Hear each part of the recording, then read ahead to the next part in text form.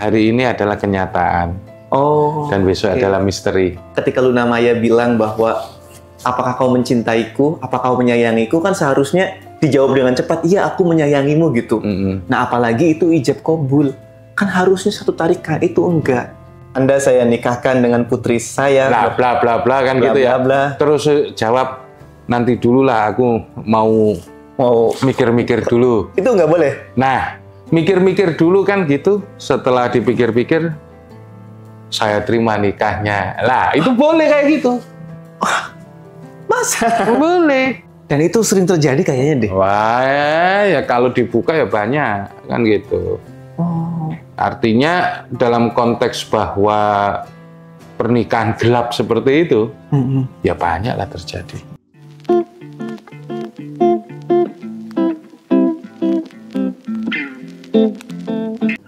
Assalamualaikum warahmatullahi wabarakatuh. Jumpa lagi di kanal Ahmad Zulfikar Official.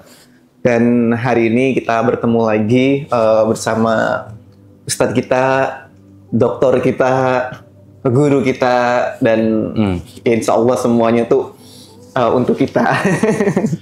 Gimana ya? Dokter baru, pengangguran baru. Karena dokter siap nganggur. Karena dulu nggak bisa dapat kerja, akhirnya sekolah lagi. Terus kemudian lulus, nggak dapat kerja, ya sekolah lagi. Ya, saya bingung sekarang mau sekolah apa lagi sekarang. Itu yang kelihatan ya teman-teman. Yang kelihatan beliau tuh pengangguran, ya kan. Cuma artinya ketika beliau itu sekarang sudah lulus jadi dokter ya, beliau punya tanggung jawab yang lebih berat lagi untuk umat khususnya. Ya. Dibilang berat ya semakin berat, karena hidup ini semakin berat ya. Jadi mau diapain lagi, ya kita harus tetap tegar. Kalau kata Friedrich Nietzsche apa ya, amor fati fatum brutum. Apa itu? Cintailah takdirmu walaupun itu kejam. Oke Pak. Oke. Bagus banget itu ya. Buat tema nanti. Tapi kan semua masih misteri itu. Oh iya. Jadi takdir itu kalau kita bilang itu yang sudah kemarin. Udah kita bahas ya. Nah, hari ini adalah kenyataan. Dan besok adalah misteri. Iya. Saya masih terngiang ini. Iya kan gitu. Gini. Ngobrol apa kita ini? Jadi kemarin itu artis senior Luna Maya itu menikah. Menikah? Sama siapa? Dia menikah sama artis juga. Ya terkenal juga artisnya. Tapi saya nggak begitu familiar ya. Cuma katanya terkenal. Kamu ingetnya Luna Maya terus sih. Ya karena dia cantik ya. Cantik. Menarik lah. Menarik ya. Gini Ustadz, jadi pas di pernikahan itu yang viral ya, yang ramai di media sosial itu, si pihak laki-lakinya ketika ijab kabul itu jedanya lama. Bismillahirrahmanirrahim. Saudara Butier Maxim Andre Slam, saya nikahkan adik kandung saya Luna Maya Sugeng binti almarhum Uut Bambang Sugeng dengan mas kawin 7,5 gram logam mulia dan uang sebesar 2.025 US dollar tunai. Saya terima nikah dan kawinnya Luna Maya Sugeng binti almarhum Uut Bambang Sugeng dengan mas kawin tersebut 7,5 gram logam mulia 2.025 USD dibayar tunai. Para saksi gimana? Sah, alhamdulillah. Kan setahu saya ya, ketika ijab kabul itu kan harus satu tarikan kan, satu tarikan nafas. Saya terima nikahnya Luna Maya binti, itu langsung ada satu tarikan tuh. Kan harusnya kayak gitu ya. Enggak kali. Ya nanti nanti ada jawaban. Iya, maksudnya yang terjadi pada fenomena itu Luna Maya dan si suami itu jedanya agak lama gitu. Nah kan katanya gini, ketika Luna Maya bilang bahwa apakah kau mencintaiku, apakah kau menyayangiku, kan seharusnya dijawab dengan cepat, iya aku menyayangimu gitu. Nah apalagi itu ijab kabul, kan harusnya satu tarikan, itu enggak. Jawabannya gimana ini? Ya makanya saya pengen nanya sama Ustadz nih, apa gitu, yang bener gimana? Jedanya lama. Jedanya lama. Nah ini gimana Ustadz? Saksinya bilang? Ya sah, udah sah udah jadi suami istri. Oke.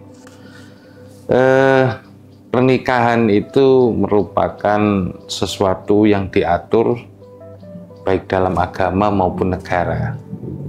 Jadi masing-masing itu memberikan aturan yang antara agama dan negara ini berjalan sejalan gitu. Jadi bukan jalan satu, sini jalan enggak, tapi sejalan gitu.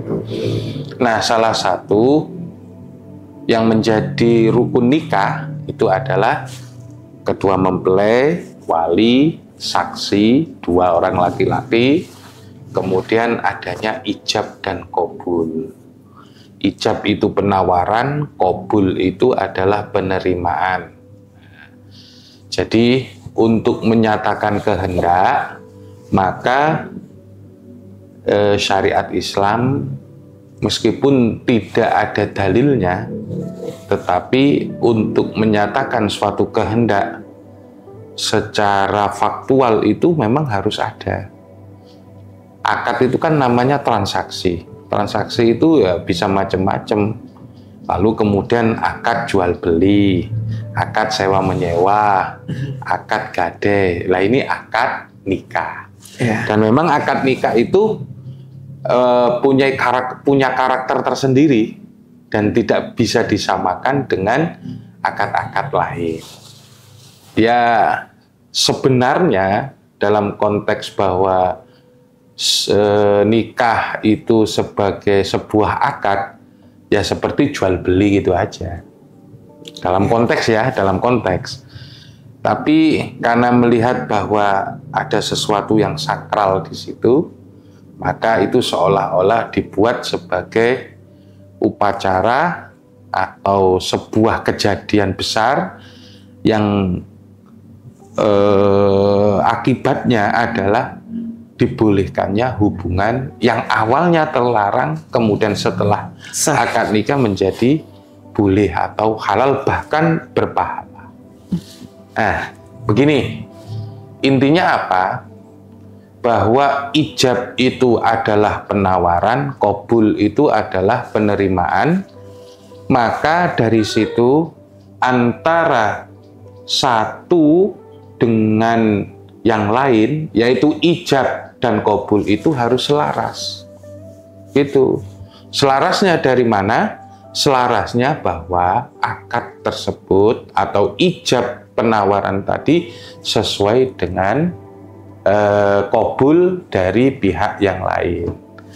Nah, itu soal sebenarnya menyatakan kehendak saja sih. Ketika kehendak itu bertepatan dengan kehendak lain, maka itu sah secara teoritis. Bahkan begini, dari kalangan ulama, seandainya yang menikah itu antara orang bisu dengan orang bisu, maka itu sah dengan isyarat. Nah, terus gini, sah ya itu ya? Sah itu, gitu. Itu sah, gitu. Artinya apa? Karena kehendak itu terwakili. Atau boleh jadi kemudian akdun bil kitabah. Akdun bil kitabah itu ya dengan nulis, kemudian ditunjukkan, oh ya, aku terima nih kamu, bisa. Jadi ijab qabulnya pada tulisan itu bisa? Bisa, gitu. Pakai surat aja bisa. Gitu, disuruh kirimkan ke sana bisa, gitu. Kenapa? Karena memang ijab dan qabul itu ingin menyatakan suatu kehendak. Lah, menyatakan satu kehendak itu sarananya itu banyak. Bisa dengan tulisan, bisa dengan kode, bisa dengan isyarat atau apa. Yang penting di situ mengumpulkan 2 saksi dan ada wali. Ya itu saja. Jadi seandainya itu terjadi saktah, ya kan? Bisa jadi itu nanti diulang kalau memang tidak sah. Diulang. Kalau misalnya kamu jadi walinya, terus kamu menikahkan saya, salaman dulu misalnya. Coba kalau saya nikahkan, Anda saya nikahkan dengan putri saya. Bla bla bla bla kan gitu ya. Terus jawab nanti dulu lah, aku mau mikir-mikir dulu. Itu nggak boleh. Nah, mikir-mikir dulu kan gitu. Setelah dipikir-pikir, saya terima nikahnya. Lah, itu boleh kayak gitu. Masa? Boleh. Kecuali nanti saksinya itu mengatakan tidak sah. Oke, berarti artinya saksi juga penting ya? Penting di situ. Nih, Ustadz. Karena bagaimanapun nanti kan gitu maksudnya. Kalau misalnya saksi itu mengatakan sah, ya sudah kan gitu selesai gitu. Tapi kalau misalkan yang mengatakan sah itu saksi ya, tapi saksinya ternyata nggak paham apa-apa gitu. Nggak ngerti. Makanya itu cederanya di saksi. Cederanya di saksi. Maka saksi itu harus adil. Oke, gini Ustaz. Adil itu maksudnya ya ngerti juga termasuk di situ terhadap sah dan tidaknya suatu akad atau suatu pernikahan. Kadangkala akad itu akadnya sah, tapi nggak cukup syarat. Misalnya tahu-tahu dia masih istrinya orang atau suaminya orang kan? Oh, itu bisa dibatalkan? Bisa dibatalkan. Dan itu sering terjadi kayaknya deh. Wah, ya kalau dibuka ya banyak kan gitu.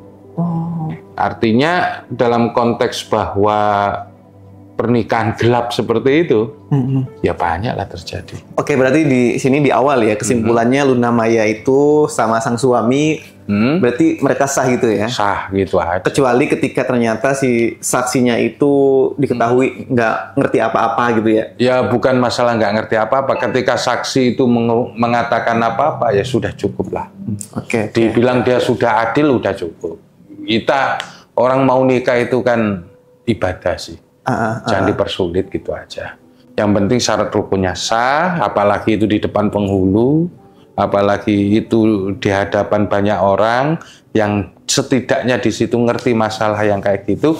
Kalau saksi kemudian mengatakan sah dan di para hadirin tidak mengatakan apa, dan para hadirin tidak mengatakan ada penentangan, yaitu cukup dianggap sah, itu saja. Oh gitu ya.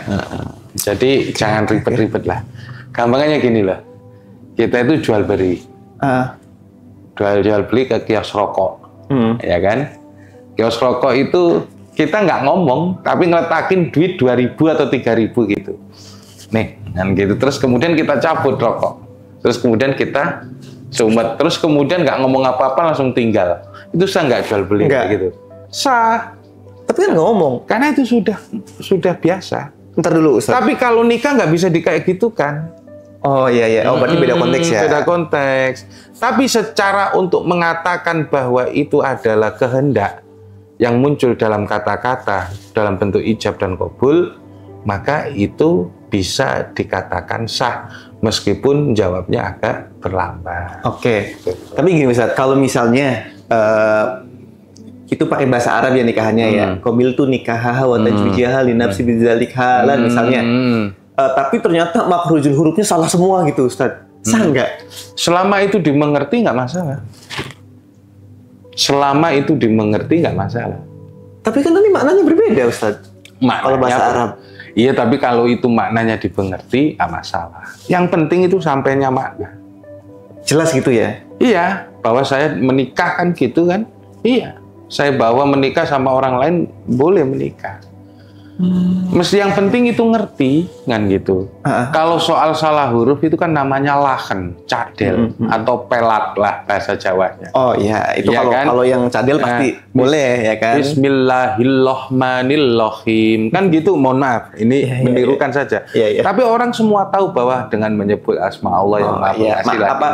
Konteksnya dia sedang menyebut nama Allah gitu kan ya. Gitu. Tapi kalau misalnya angkah tuka wa zawatuka binti fulanah binti fulan kan gitu, bimahlil madkul kan gitu, karena cadel lah, apakah itu mengubah makna? Kalau selama itu kemudian diketahui maknanya dan dimengerti, sah-sah saja. Apalagi kalau orang yang bisu misalnya kayak gitu, angkah tuka wa zawatuka bimahlil madkul. Halo, kayak gitu bisa. Kalau misalnya walinya kayak gitu gimana? Terus gimana terus? Dia cadel, tapi nggak mau, aku nggak mau diwakilin gitu ya. Iya, terus gimana coba? Ya selama kemudian ya sudah saya mengerti. Qabil tu nikah wa tazwija bil mahril mazkur. Oke, halan. Karena ini sudah aki-aki tua-tua, angkah tuka wa dawatuka kan gitu bisa. Iya. Jadi gitu Mas Tasori, kita buat apa? Kita buat simple aja dan mudah. Yang penting itu syarat rukunnya. Ya, makanya gitu. Gini Ustadz, kenapa sih saya tuh menanyakan perihal ini ya? Karena banyak yang mengatakan bahwa pernikahan mereka itu nggak sah.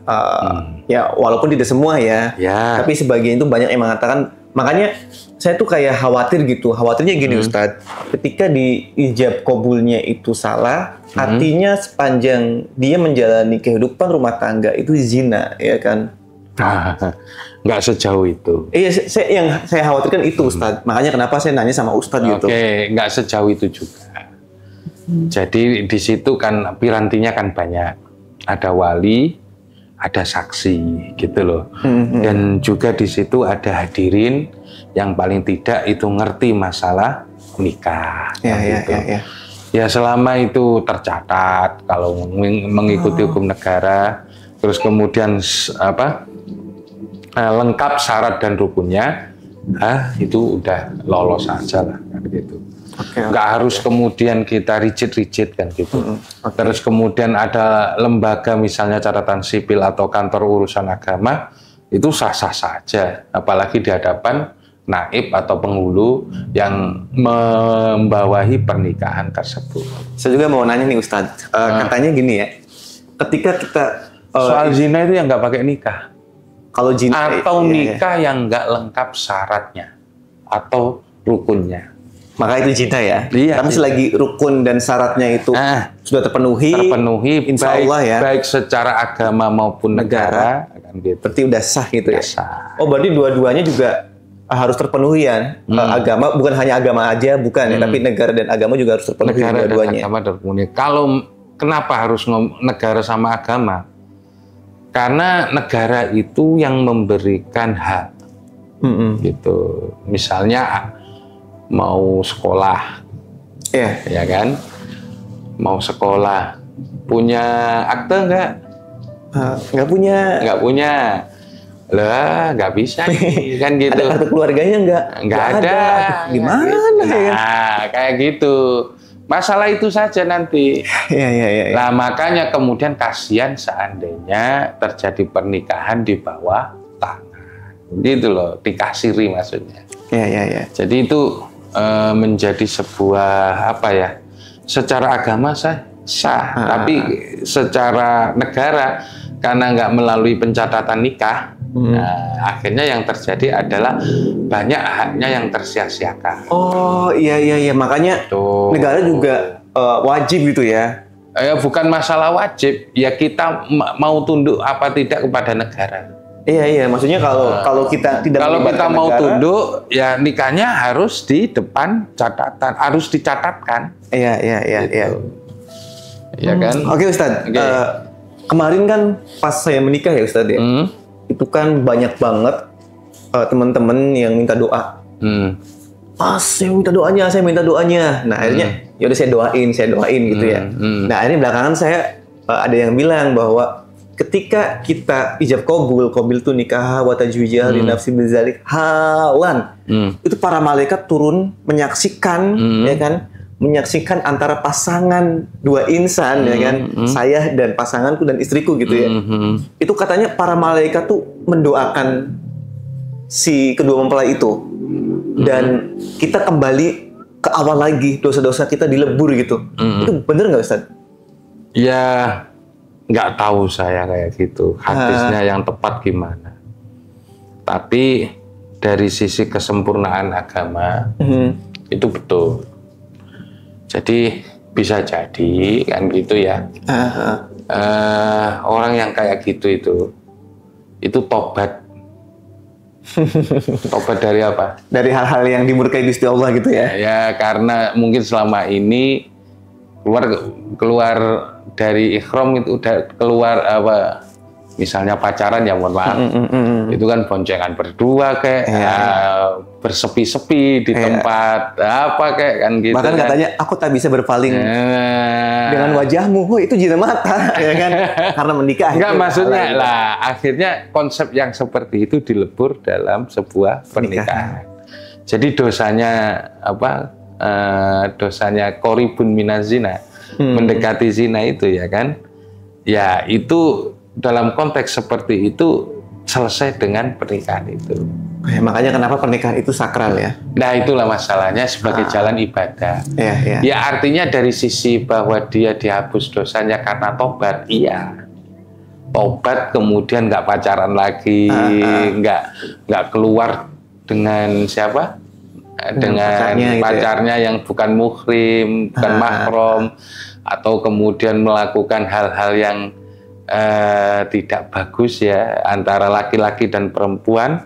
Nah, itu karena sudah nikah kan akhirnya yang dulu jadi dosa sekarang jadi pahala. Iya, bukan hanya dapat pahala doang, Pak. Pahala. Gitu ya. Oke, Ustadz, ini udah hampir setengah jam nih, Ustadz. Ya, jadi gini saja sih. Statement ya. Kita itu dalam kaitan membentuk suatu keluarga kan gitu ya, kita harus apa ya, mengikuti syarat agama dan mengikuti aturan negara gitu aja. Nah, ketika syarat rukunnya itu udah selesai, jangan khawatir deh. Kalaupun salah bisa diulang, gitu loh. Tapi kalau sudah sah nggak usah diulang, gitu aja. Oke, teman-teman. Selamat ya untuk Mbak Luna Maya atas pernikahan. Hai Luna Maya, kalau nonton podcast ini selamat ya buat kalian, pernikahan kalian sah. Jadi kalau ada netizen yang bilang bahwa pernikahan kalian nggak sah itu, udahlah nggak usah didengerin. Tapi bagus itu, menurut saya. Bagus apa? Ya selama ini kan menjomblo ya. Oh iya, udah 41 tahun ya? Iya, istilahnya. Seumuran sama Ustadz kan? Saya 46. Oh, lebih mau menikah itu sesuatu yang wah banget ya. Jadi kita ahlan wa sahlan kan gitu ya. Asal sama saudara kan gitu. Dan saya pesankan kepada Mbak Luna jangan putus asa dari rahmat Allah. Pintu pertobatan selalu terbuka kan gitu. Seandainya seluruh dunia ini itu berdosa, ya kan, Allah akan mengampuni siapa saja yang mau bertobat. Nah, ini selamat ya. Yang saya suka dari Ustadz Aziz itu kayak gini. Oke, dokter, mungkin itu aja buat teman-teman semua. Nanti bakal tayang episode-episode terbaru kami. Jangan lupa untuk subscribe ya. Mohon dukungannya untuk channel kami yang baru sedang berkembang ya. Ya, mudah-mudahan jadi manfaat bagi kita semua, khususnya bagi saya. Assalamualaikum warahmatullahi wabarakatuh. Waalaikumsalam warahmatullahi wabarakatuh.